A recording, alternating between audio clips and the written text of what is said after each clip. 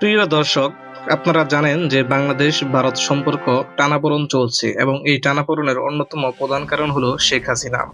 শেখ হাসিনা বাংলাদেশ থেকে পলায়ন করে ভারতে পাড়ি দেয় এবং সেখানেই বসবাস করতেছে। এই বিষয়টাকে কোনোভাবেই ভারত সরকার মেনে নিতে পারছে না, যার কারণে তারা বারবার চাইছে শেখ হাসিনা বাংলাদেশের প্রধানমন্ত্রী হিসেবে ফিরে আসুক। কারণ ভারত মনে করে শেখ হাসিনা বাংলাদেশে না থাকলে ভারত অনিরাপদ থাকবে এবং ভারতের কোনোভাবেই কোনো দিক থেকেই লাভ হবে না, সব দিক থেকে তাদেরকে ক্ষতির সম্মুখীন হতে হবে, কারণ তাদের পররাষ্ট্রনীতি অত্যন্ত বাজে। দেখুন, বাংলাদেশ সবসময় ভারতকে দখল করার কথা বলে এবং বিভিন্ন ধরনের হুমকিও দিয়ে থাকে, সেটি আমরা বরাবরই দেখে আসতেছি। কিন্তু ভারতের নিজেদের ম্যাপ তারা কিভাবে ঠিক রাখবে তারা সেটি চিন্তা করে না, কারণ চীন তাদেরকে এর আগেও একবার হুমকি দিচ্ছে। এই যে আপনারা দেখুন, এখানে অরুণাচল নিজেদের ম্যাপে ঢুকিয়ে ভারতকে চীনের বার্তা। এটা দ্বারা কি বোঝা যায়? ভারতের যে ম্যাপ আছে অরুণাচল, সেই অরুণাচলটি চীন নিজেদের ম্যাপে প্রবেশ করিয়ে তাদের নিজেদের বলে দাবি করতেছে। এই বিষয়টা একটি রাষ্ট্রের জন্য যে কতটা হুমকি স্বরূপ সেটা আর বোঝার বাকি থাকে না। একটি দেশের স্বাধীন সার্বভৌমত্ব দেশের ম্যাপ যখন আরেকটি দেশে প্রবেশ করিয়ে সেটি নিজেদের বলে দাবি করে চীন, সেটি সত্যি অনেক হতাশাজনক। কিন্তু ভারতের এই দিকে কোনো নজরই নেই। আবার দেখুন, আরেকটি নিউজ হয়েছিল, সেটি হলো অরুণাচলে 60 কিলোমিটার ভিতরে চীনা সেনারা ভারতের অরুণাচলে 60 কিলোমিটার ভেতরে প্রবেশ করে নিজেদের একটি সেনা ক্যাম্প তৈরি করে, যেটি নিয়ে ভারতের তেমন কোনো মাথা ব্যথাই দেখা যায় না। অথচ ভারত চিন্তায় আছে কিভাবে বাংলাদেশে শেখ হাসিনাকে প্রবেশ করাবে। সত্যি এটি একটি নির্বুদ্ধিতার লক্ষণ। ভারত নিজেই নিজেদের ফাঁদে পড়তেছে এবং সেটি কিভাবে, চলুন সেটি আমরা দেখে নিই। বাংলাদেশের সাথে ভারতের সম্পর্ক সবসময় খারাপ। এখানে দেখুন, আরেকটি নিউজ হয়েছে, China releases 14 list of 30 more names for place in Arunachal Pradesh. অর্থাৎ 30টি জায়গায় চায়না নিজেদের মতো করে নাম বসায়, অরুণাচলের নাম নিজেরা বসিয়ে সেখানে তারা বসবাস করে। একটি ভাবতে পারেন, একটি স্বাধীন সার্বভৌমত্ব রাষ্ট্রের ভেতরে কিভাবে অন্য একটি দেশের সেনারা এসে বসবাস করা শুরু করে, এবং সেটি ভারত সরকার কোনোভাবেই চিন্তা করলেও তারা সেটি বুঝতে দিতেছে না। কিন্তু এটি তো এখন বিশ্বের সামনে উন্মুক্ত। বিশ্বের মানুষ আজকে উন্মুক্তভাবে দেখতেছে যে ভারত কিভাবে তাদের সবকিছু হারাইতেছে।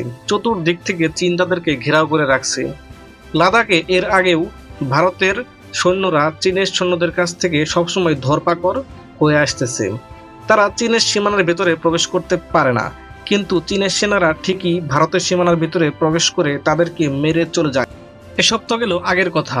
তবে রিসেন্টলি একটি খবর প্রকাশ করে পেন্টাগন, অর্থাৎ আমেরিকার প্রতিরক্ষা মন্ত্রণালয়। সেই রিপোর্টে উঠে আসে কিছু চাঞ্চল্যকর তথ্য। প্রকৃত নিয়ন্ত্রক রেখাতে এখনো 1.2 লাখ সশস্ত্র সেনা মোতায়েন রেখেছে চীন। শুধু যদি সেনা মোতায়েন রাখতো সেটি কোনো ভাবার বিষয় ছিল না, কিন্তু সেখানে উঠে আসে আরো চাঞ্চল্যকর কিছু তথ্য। সেখানে অরুণাচল পর্যন্ত, লাদাখ থেকে অরুণাচল পর্যন্ত LAC বরাবর চীনের পিপলস লিবারেশন আর্মির বিশাল বাহিনী মোতায়েন করা হয়। শুধু তাই নয়, পেন্টাগনের রিপোর্টে উল্লেখ করা হয় LAC-তে চাইনিজ সেনারা ট্যাঙ্ক, হাউসজার, কামান, ভূমি থেকে আকাশ ক্ষেপণাস্ত্র সহ উন্নত সামরিক সরঞ্জাম নিয়ে প্রস্তুত। আরও উদ্বেগজনক বিষয় হলো, সেখানে PLA-র প্রায় 20টি সম্মিলিত অস্ত্র ব্রিগেড মোতায়েন রয়েছে। এদেরকে বিভিন্ন কৌশলগত এলাকায় যুদ্ধের জন্য প্রস্তুত রাখা হয়েছে, যা লাদাখ বা অরুণাচলের মতো অঞ্চলে সংঘর্ষের ক্ষেত্রে চীনের কৌশলগত সুবিধা দিতে পারে। রিপোর্টে আরও বলা হয়, চীনের পশ্চিম থিয়েটার কমান্ড LAC পর্যবেক্ষণ করে। সেখানে সামরিক পরিকাঠামো উন্নয়ন ও আধুনিকায়ন ঘটানো হয়েছে। যদিও PLA-র কিছু ইউনিট তাদের ছাউনিতে ফিরে গেছে, তবু বিপুল সংখ্যক সেনা এখনও LAC-তে অবস্থান করছে। আপনারা বুঝতেই পারছেন যে চীন যেভাবে এগোচ্ছে, শুধুমাত্র সেনা মোতায়েন করেই তারা থেমে থাকেনি, বরং ভারতের চতুর্দিকে যেসব দেশ আছে, যেমন পাকিস্তান, আফগানিস্তান, বাংলাদেশ, নেপাল, ভুটান, এই সমস্ত দেশগুলোতে তাদের সম্পর্ক আরও বাড়াচ্ছে, যার কারণে ভারতের চিন্তা দিনকে দিন বেড়েই চলছে। কিন্তু তাদের পররাষ্ট্রনীতি কখনোই ঠিক করবে না বলে তারা স্থির করেছে। তারা কোনো দেশের সাথেই সামরিক এবং বেসামরিক সম্পর্ক সুস্থ সুন্দর করার কথা ভাবছেই না বললে চলে। তারা যেন এই বিষয়ে একদমই নীরব। 2020 সালের গালওয়ান সংঘর্ষের পর থেকে নয়াদিল্লি ও বেজিংয়ের মধ্যে উত্তেজনা বাড়তে থাকে। ওই সংঘর্ষে ভারতের 20 জন সৈনিক প্রাণ হারান।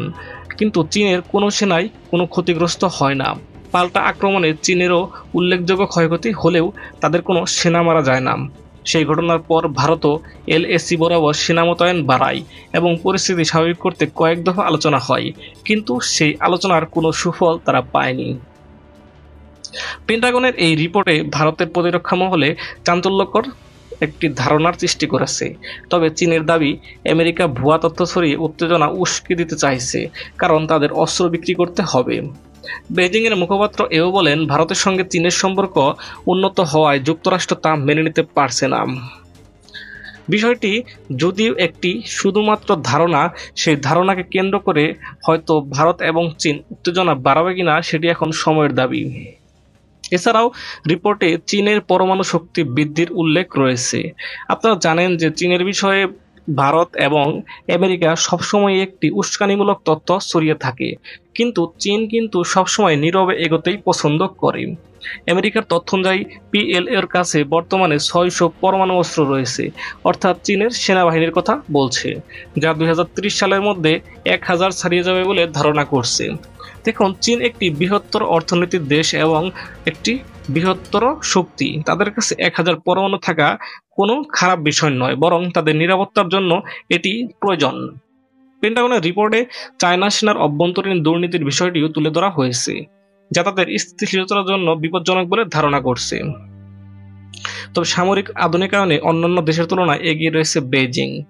চীনের যে গোপন বিষয়টি, সেটি কিন্তু চীন তাদের অভ্যন্তরীণ বিষয় হিসেবেই দেখে।